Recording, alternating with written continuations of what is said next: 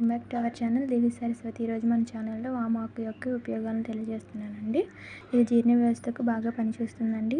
మనం చాలామంది దీనిని బజ్జీ వేయడానికి వాడతారండి. కొంతమంది పచ్చడి చేస్తారండి. మేమైతే పచ్చడి కూడా చేస్తామండి. ఈ చట్నీ ఎలా చేయాలనేది ఒకసారి చేసి పెడతానండి. దీనివల్ల ఉపయోగాలు ఏంటనేది ఈరోజు ఈ వీడియోలో తెలుసుకుందామండి.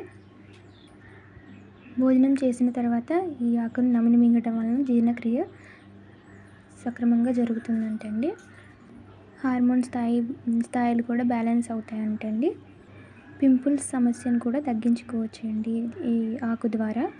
ఈ ఆకులో ఉండే యాంటీ బ్యాక్టీరియల్, యాంటీ ఫంగల్ లక్షణాలు జుట్టు సమస్యలను కూడా దూరం చేస్తాయండి.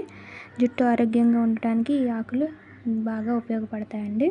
నోటి దుర్వాసన నుంచి కూడా ఈ ఆకులు చాలా ఉపయోగపడతాయండి. నోటి దుర్వాసన ఉన్నవాళ్ళు ఈ ఆకులు నమలడం ద్వారా నోటి దుర్వాసన దూరం అవుతుందండి. వీటి ద్వారా కడుపులో నొప్పి, కడుపులో ఉబ్బరం, గ్యాస్, అజీర్తి, మలబద్ధకం వంటి వ్యాధులు కూడా దూరం అవుతాయండి.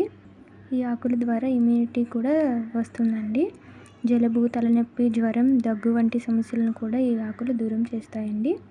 ఇలాంటి మోర్ వీడియోస్ కోసం సబ్స్క్రైబ్ చేయండి Devi Saraswati channel. Thank you for watching.